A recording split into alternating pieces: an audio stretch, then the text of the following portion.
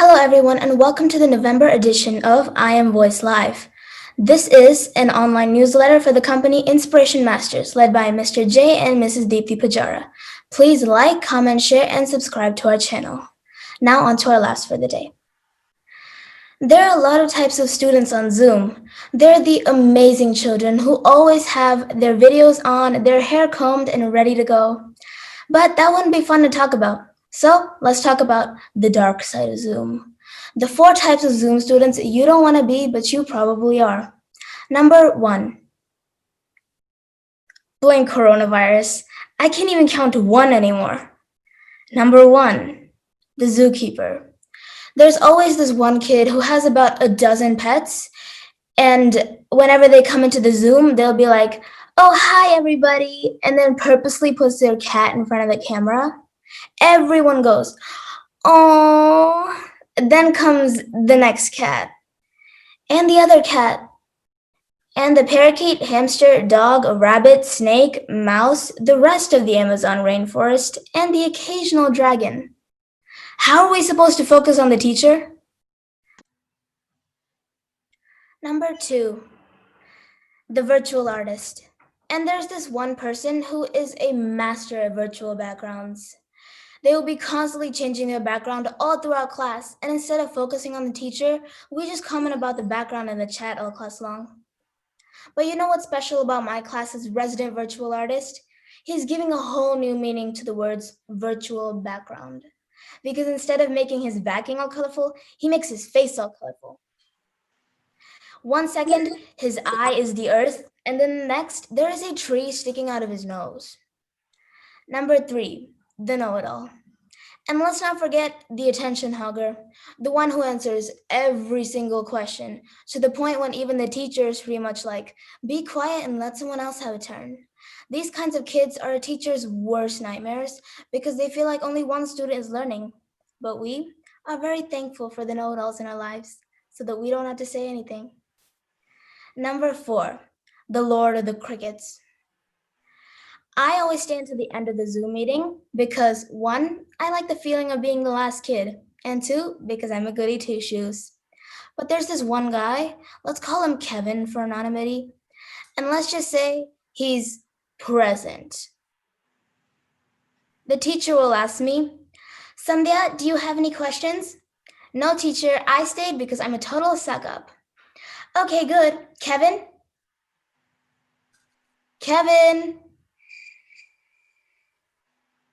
Kevin leaves the meeting. Okay, I guess he's not there. Bye, Sandhya. Bye, teacher. And so the time-wasting, torturous half hour of Zoom meetings is spent watching a live cat video, a human chameleon, and not listening to the teacher in the background. Welcome to 2020, the year of the coronavirus. And if you didn't know that, what planet do you live on? Can I come? Thank you. Happy Thanksgiving, everyone. Now on to Siddha with sports. Hey guys, my name is Siddha, and today I'll be talking to you guys about the month of October in sports. Man, oh man, have there been a lot of things for me to talk to you about today, but I've only narrowed it down to 3 subjects. Baseball, with the World Series just finishing, football as a recap when we are halfway through the season, as well as soccer, mainly focusing on European soccer. Next time, I might add in some American soccer. To start things off, we have baseball.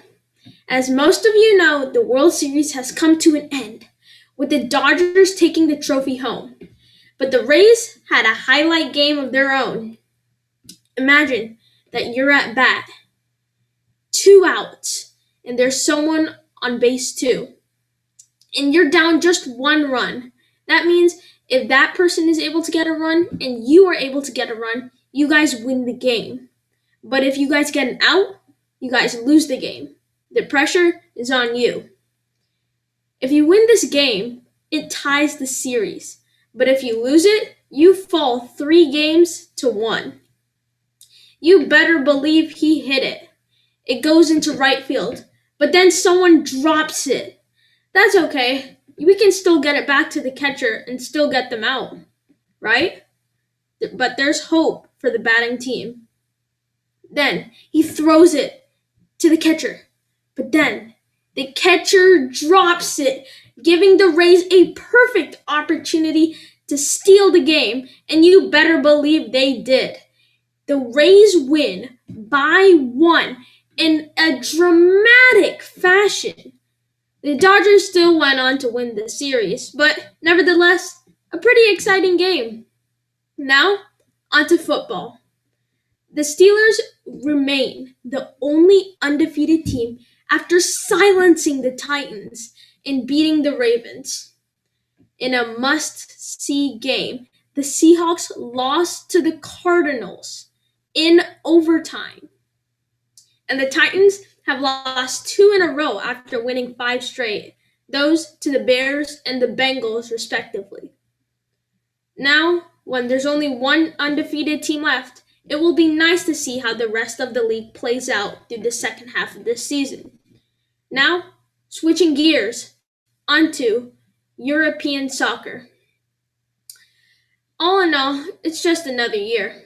Finally, Man United providing quite a surprise in the Champions League, while Liverpool, Real Sociedad, AC Milan, Bayern Munich, and PSG are leading their respective leagues.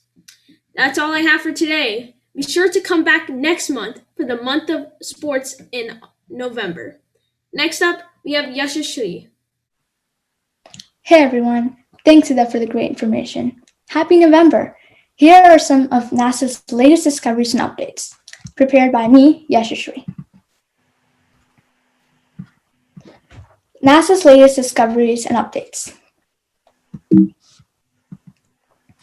So what's currently going on at NASA?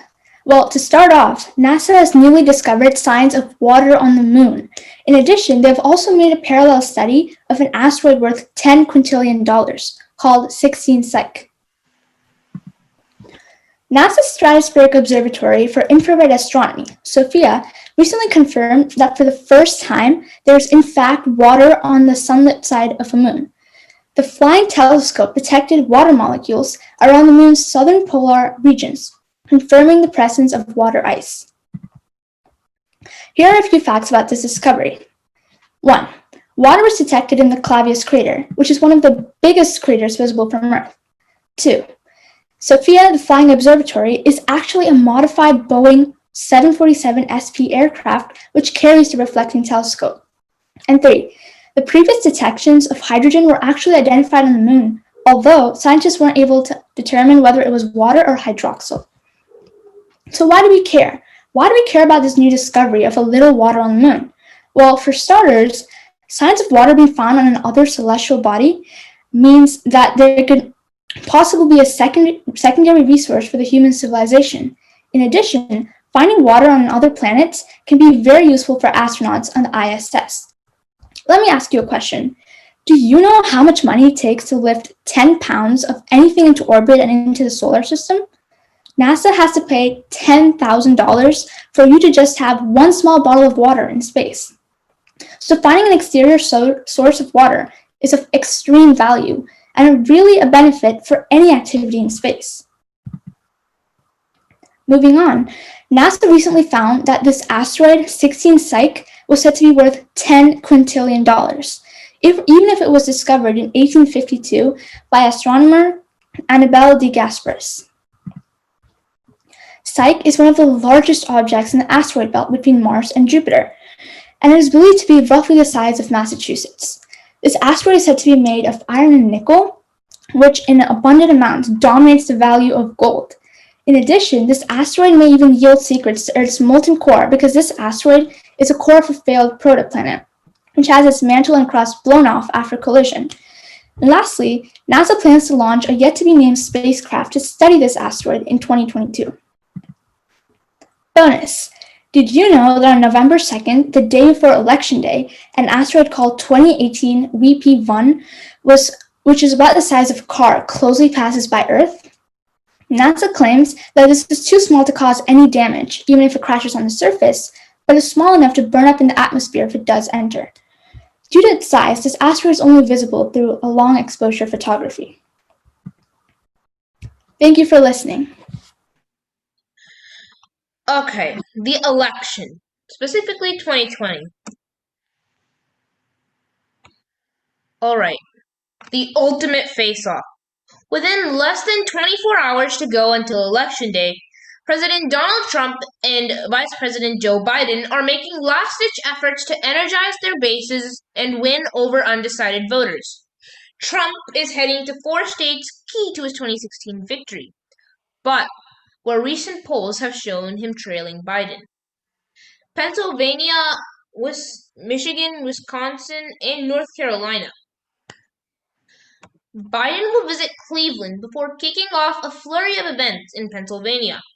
His running mate, Senator Kamala Harris, will also visit the Northeast battleground state.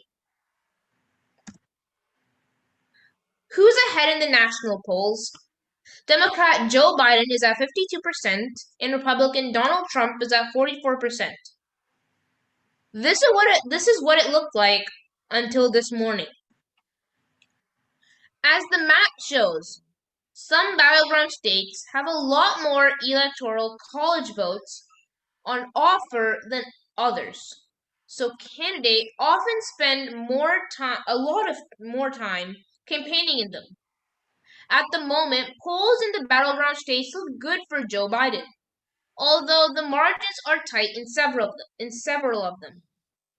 But the battleground states where Mr. Trump won his big 2016, that his campaign team will be most worried about. His winning margin in Iowa, Ohio, and Texas was between 8 to 10% back then, but is currently looking much closer in all three. Now to Hansika. This is a trap we all fall into, procrastination. If you've never done this, you're not human. It just comes so naturally for us to say, I'll do it tomorrow. And you keep on saying that until it's 5 minutes before the deadline and you're frantically finishing your homework. To prevent you from procrastinating, here are 5 easy tips to follow. Tip number 1, prioritize your task. Think of all the factors, deadline, time, importance, and write down a list. Procrastination comes from the fear of the task. Maybe you're scared you're not going to do good, or you procrastinate because you're lazy, like me. Prioritizing your task makes you feel more in control of your future, making you less scared. Also, if you happen to procrastinate, which is very likely, you know which task to do first.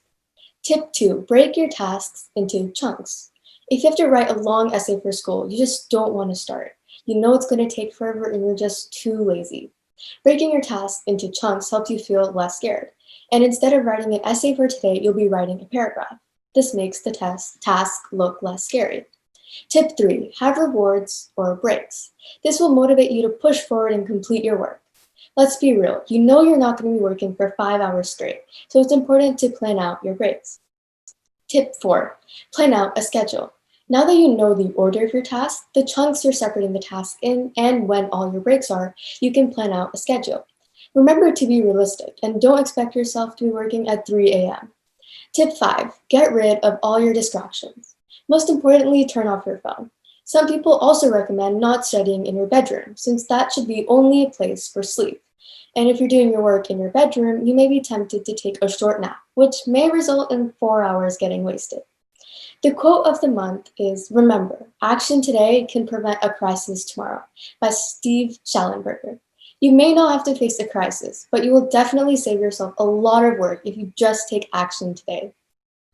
The vocab word of the month is abate. Abate is for something to become smaller and less intense. If you don't procrastinate, the pressure of your homework will surely abate. All in all, if none of these tips help you, it all comes down to just doing it. Get a grip of yourself and force yourself to do it. Do yourself a favor and stop procrastinating. Thank you. Happy Thanksgiving! Thanksgiving.